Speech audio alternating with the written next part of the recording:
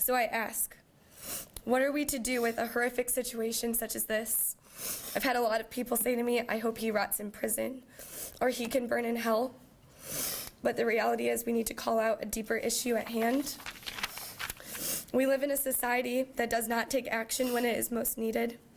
Knowledge is power, and even when people have knowledge that could heal, they most often say nothing.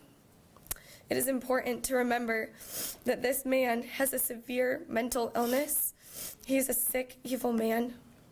Those who allowed his behavior to continue, notably Michigan State University, who knew and did nothing, are also sick, evil people and are equally as liable.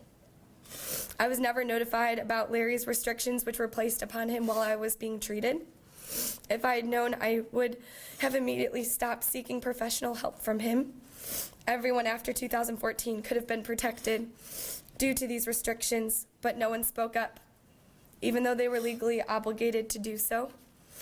My last appointment was December of 2014. He did the normal treatment.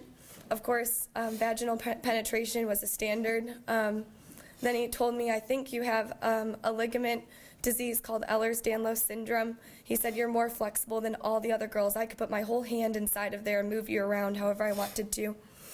So he admitted it that last appointment. I never saw him again.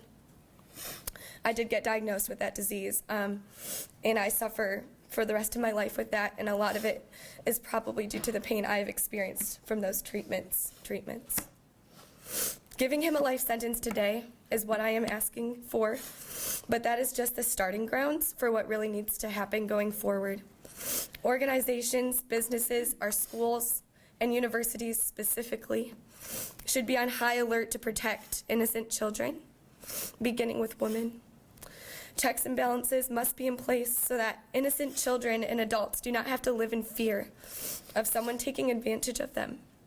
Mental health checks and accountability should be the norm for any person of authority and power, beginning in medicine. Counseling and mental health services need to be easily accessible.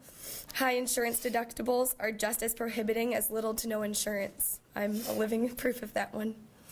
We need to educate and discuss these issues to people at a young age so that men can learn to speak out on behalf of women, not just women, rather than objectifying them. There needs to be a much greater control on both the child and adult porn industries. That is a must, and it needs to be talked about a lot more than it is. It starts with shifting the minds of both men and women who are taught to focus on and protect themselves first. Every time one person does not speak with the truth, another person will be hurt in profound ways. My life is proof of this statement. Can I speak to him directly? You may. Thank you. I'm not yet in a place where I can say that I forgive you, though I really would like to be. I've actually prayed for you many, many times. That was hard, but I did. That you would come to know the God that you claimed that you knew. And in reality, only Jesus can heal my heart about the situation, and I really am getting there. But I'm still suffering every day and will continue to do so.